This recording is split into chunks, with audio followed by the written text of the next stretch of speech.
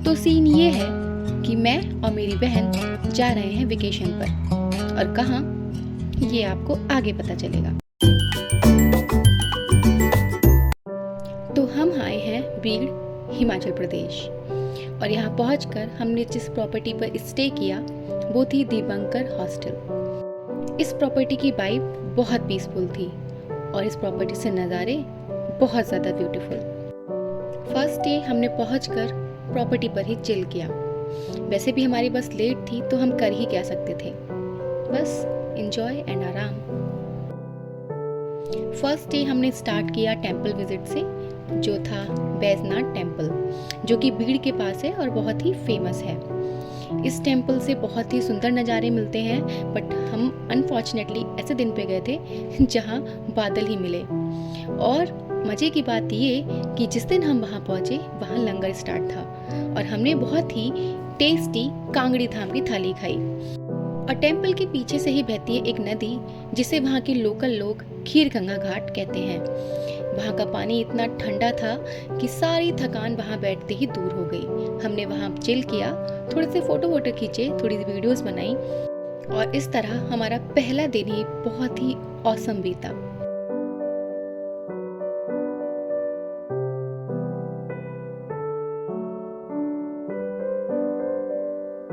इसके बाद हम गए माता महेश्वरी टेंपल। इस टेंपल के लिए हमें थोड़ा सा ट्रैक करना था, जो करीब 1 घंटे का था पूरा मिलाकर। अब हम जा रहे हैं माता महेश्वरी टेंपल। इसके लिए हमें थोड़ा सा ट्रैक करना है। अब ऊपर जाकर पता चलेगा कि हमें कितना ट्रैक करना है। एंड सीरियसली इसके रास्ते ठीक ठाक थे, उसके बाद भी कहीं कहीं पर बहुत ज़्यादा स्ट्रेट था और बहुत ज़्यादा चढ़ाई थी, और उस दिन गर्मी बहुत थी तो हम लोगों का ऊपर चढ़ना एकदम मुश्किल से ही हो गया था।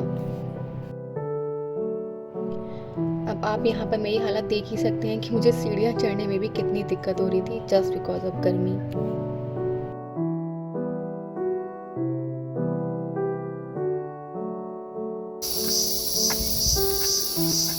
बहुत चढ़ाई है। अराउंड 2:30 हमने ऊपर चढ़ना स्टार्ट किया था और रुकते रुकाते 3:30 हो चुका है और अभी तक हम ऊपर टॉप पे नहीं पहुँचे हैं। तो चढ़ाई थोड़ी सी कॉम्प्लिकेटेड है, रुकते हुए ही आना पड़ेगा।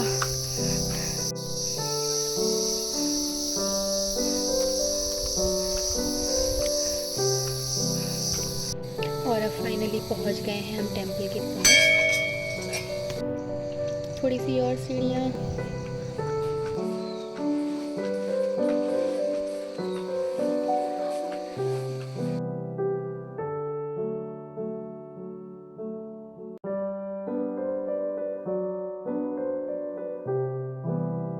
मंदिर के टॉप पर जाते ही सारी थकान छू हो गई वहाँ के व्यूज़ देखकर। थोड़ा बादल था तो व्यूज़ क्लियर नहीं थे, मगर इस मंदिर के टॉप से पूरा बीड़ शहर एकदम क्लियर दिखाई देता है और कुछ धौलाधार की रेंजेस भी दिखाई देती हैं। एंड लकीली हम पहुँचे तो मंदिर में कीर्तन भी चल रहा था।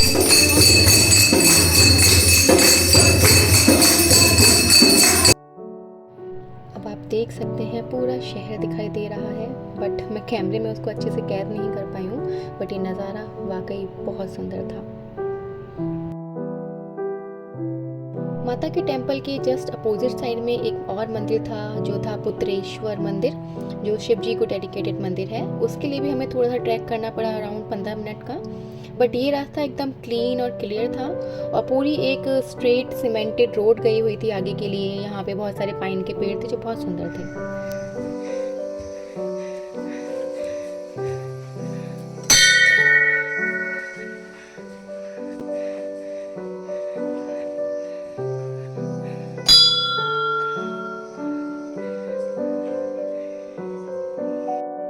आज का दिन अगर साफ होता तो हमें बहुत ही सुंदर नज़ारे यहाँ से भी मिलते, बट क्या कर सकते हैं। पर फिर भी अपना कैमरा उठाकर थोड़ी कोशिश की कि कुछ व्यूज़ तो ले ही लें, और हमारा दिन ख़त्म हुआ एक ज़ोरदार बारिश के साथ, जिसने हमें पूरा भिगो दिया था। और ये बारिश इतनी देर तक चली कि हम अराउंड 11 बजे अपने रूम पर पहुँचे। So next day early morning हम निकल पड़े बरोत वैली के लिए। उससे पहले हम राजकुंदा गए थे और राजकुंदा वैली सच में हेवन ऑन अर्थ ही है। इतने सुंदर नज़ारे, इतना सीनिक व्यू मैं आपको एक्सप्लेन नहीं कर सकती। हम वहाँ थोड़ी देर रुके, थोड़ा सा पानी एंजॉय किया और फिर निकल पड़े आगे के रास्ते पर।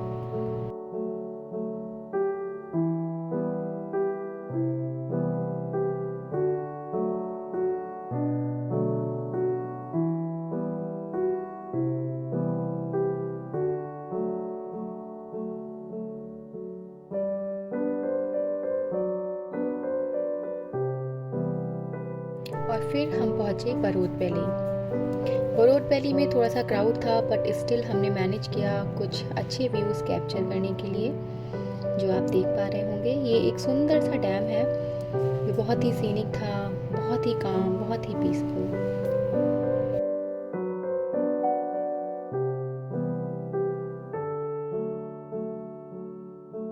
और ये है वहाँ का मैजिक फाउंटेन।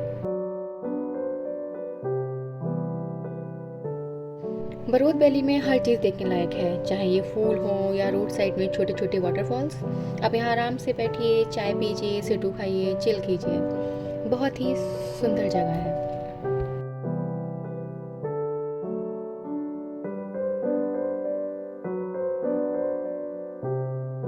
हमने वहाँ सिड्डू ट्राई किया जो बहुत टेस्टी था।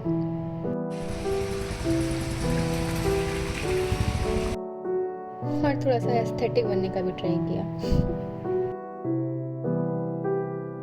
और फिर बरोत से 5 किलोमीटर आगे हम गए एक वाटरफॉल देखने जिसका नाम था लपास वाटरफॉल। और इसके लिए भी करीब 20 से 25 मिनट की वॉक की हमने। नीचे जाते हुए एकदम से स्टीपी चढ़ाई थी जिसमें उतरना थोड़ा सा कॉम्प्लिकेटेड था, उसके लिए आपको बहुत ही संभल के चलना पड़ता है। बट नीचे जाकर व्यू बहुत ही सुंदर, बहुत मैग्निफिसेंट था। बट स्टिल हर जगह की तरह ये वाटरफॉल भी बहुत क्राउडेड था।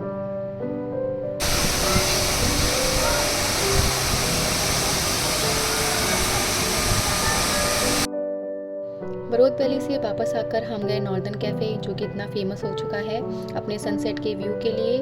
वहाँ जाकर हमने जो व्यू देखे वो वाकई बहुत सुंदर थे। बट वही सनसेट हम बहुत अच्छे से एंजॉय नहीं कर पाए। बट हमने वहाँ बैठ के चाय और पिज़्ज़ा एंजॉय किया और जितना हो सका उतना सनसेट भी।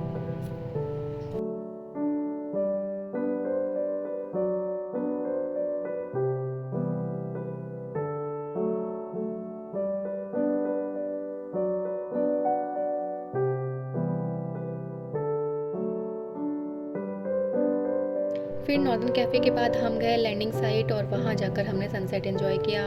थोड़े से वहाँ के लवली स्ट्रे डॉग्स से मिले और फिर रास्ते में हमें वापस आते वक्त एक शॉप दिखाई दी जो थी थ्रेड शॉप। और फिर हमने पहली बार कुछ नया ट्राई किया। बहुत ही मुश्किल था इतने सारे धागों में से अपने लिए अपना मनपसंद धागा चूज़ करना। Finally we decided and start the process.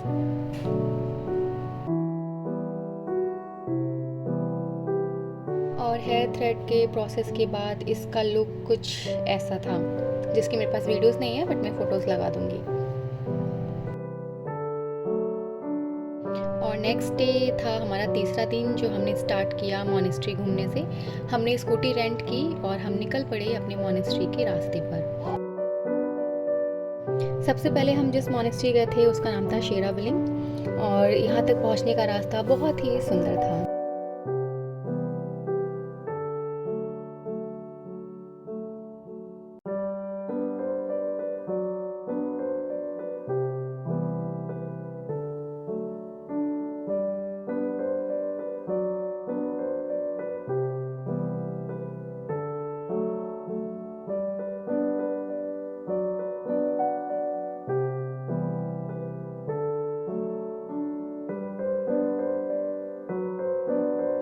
शेरावलिंग monastery में कैमरा ले जाना या कोई भी शूटिंग करना अलाउ नहीं है, इसलिए अंदर की कोई भी फ़ोटो या वीडियो मेरे पास नहीं है। ऐसा कहा जाता है कि इसमें जो लॉर्ड बुद्धा विराजमान है वो फ्यूचर लॉर्ड बुद्धा हैं, जो कि मैत्रेयी का रूप है।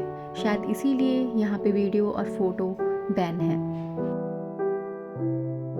इसीलिए मैंने सिर्फ मॉनेस्ट्री के बाहर की ही वीडियोस बनाई हैं। मोनेस्ट्री से हटकर थोड़ा सा पीक पर एक जगह ये प्रेयर फ्लैग्स थे और यहाँ बैठकर बहुत अच्छा लगा।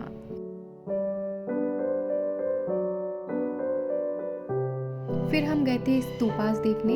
ये भी मोनेस्ट्री का ही एक पार्ट है और ये सारे स्तूपा लॉर्ड बुद्धा के जन्म से लेकर मृत्यु तक की जर्नी को डेडिकेटेड है। इसको आप पास से देखेंगे तो आपको समझ में आएगा कि उनकी एक एक लाइफ के एक एक इंसिडेंट को कितना खूबसूरती के साथ यहाँ पर दिखाया गया है।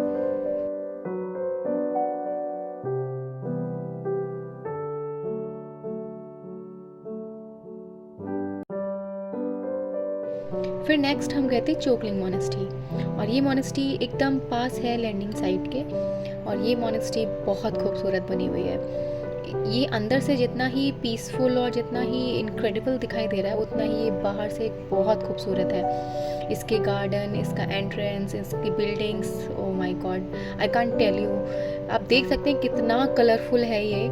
और उस दिन थोड़े से बादल हो गए थे तो इसका थोड़ा सा चमक फीकी पड़ गई है, पर ये सामने से इतनी खूबसूरत लग रही थी, मतलब मैं क्या बताऊं। आप खुद ही देखो और एंजॉय करो इस ब्यूटीफुल सी मोनेस्ट्री को।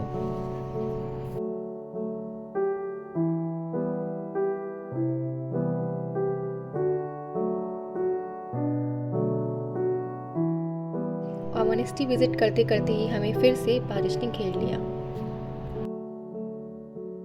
अपने 4th डे पर हमने किया पैराग्लाइड। ये जो व्यू आप देख रहे हैं ये हमारा टेक ऑफ साइड से है जो कि बिलिंग में है। और बीड़ गए, पैराग्लाइड नहीं किया तो क्या बीड़ गए, इसलिए हमने सोचा जब आए हैं तो पैराग्लाइड करके ही जाते हैं। पर पैराग्लाइड से भी खूबसूरत था बिलिंग से वहाँ का view.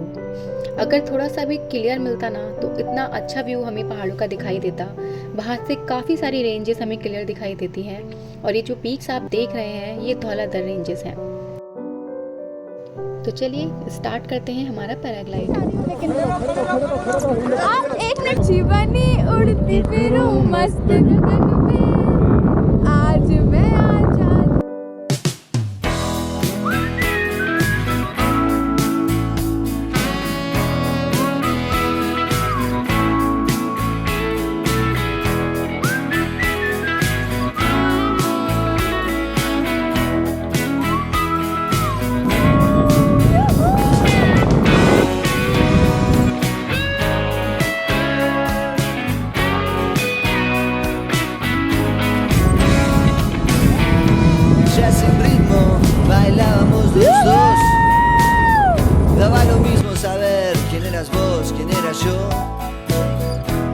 Murmuraste sin saber muy bien por qué.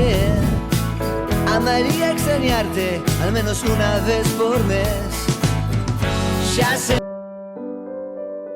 और नेक्स्ट डे अर्ली मॉर्निंग हम निकल पड़े मछियाल लेक के लिए। हमने सोचा अब स्कूटी वापस करनी ही है तो उससे पहले लेक भी घूम आते हैं। और मज़े की बात ये, लेक तक जाते जाते हमारा पेट्रोल ही ख़त्म हो गया।